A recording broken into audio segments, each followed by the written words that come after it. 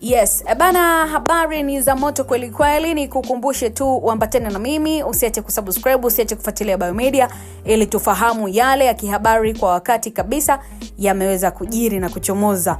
Leo tuko na Harmonize ambaye yeye bila uoga amemshukuru Diamond mbele ya Rais Samia, afunguka haya mazito bila kuficha. Amezungumza nini wakati tunajua ni mtu ambaye amekuwa akikata sana mafanikio yake kuhusishwa na mtu mwingine hasa Diamond Platnumz, ambatana na Official Rose mpaka tamati. Huyu ni msanii maarufu wa Bongo Flava Rajab Abdul Kahali, unaweza kumwita Harmonize jina lake la kimuziki maarufu kabisa, ambaye ameibua gumzo mitandaoni baada ya kumshukuru hadharani msanii mwenzake Diamond Platnumz mbele ya Rais wa Jamhuri ya Muungano wa Tanzania Dr. Samia Suluhu Hassan. Bana, tukio hilo lilitokea February 8, 2026 wakati wa hafla uzinduzi wa kufunguliwa kwa soko kubwa la kimataifa la Kariakoo jijini Dar es Salaam.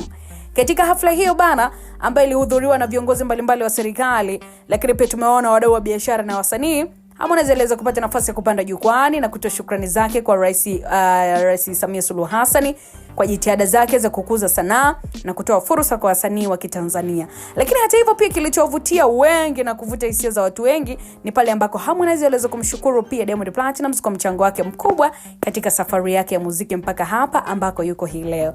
Akizungumza mbele ya hadhara, Harmonize alisema kwamba Diamond ni mmoja wa watu ambao walimpa msukumo mkubwa sana tangu mwanzo wa kazi yake ya muziki, na alieleza kuwa licha changamoto na misukosuko ambayo iliwahi kutokea baina yao, mchango wa Diamond Platnumz katika kumsaidia kujitambua kimuziki hauwezi kufutika kamwe.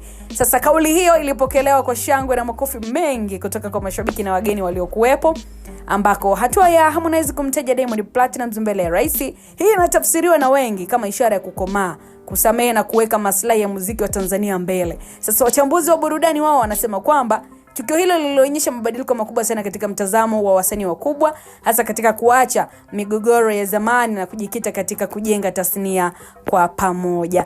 Diamond Platnumz ambaye pia yeye alikuwepo jukwani wakati huo, alionekana kuguswa kiukweli na kauli hiyo, huku akimpongeza Harmonize kwa ujasiri na unyenyekevu ambao aliuonyesha. So uhusiano wao ambao kwa muda mrefu ulikuwa na sintofahamu, basi kwa sasa hivi unaonekana kurejea katika mstari wa heshima na ushirikiano wa kikazi. Lakini kwa upande wa Dr. Samia Suluhu Hassan kwa mstari wa mbele kiukweli kuhimiza umoja miongoni mwa wasanii na kutumia sanaa kama chombo cha kuitangaza Tanzania kimataifa. So tukio la Harmonize na Diamond kushirikiana kwa heshima mbele yake pia limechukuliwa kama ushahidi wa mafanikio ya sera hizo. Kwa ujumla, mtazamaji wetu, tukio hili limeacha ujumbe mzito sana kwa jamii, hasa kwa vijana na wasanii chipukizi pia, kwa mafanikio ya kweli huambatana na kushukuru, kuheshimiana na kusamehe. So Harmonize kupitia kauli yake hiyo ameandika ukurasa mpya katika historia ya Bongo Flava na kuonyesha kuwa umoja ndio msingi wa maendeleo ya sanaa ya Tanzania na si vinginevyo.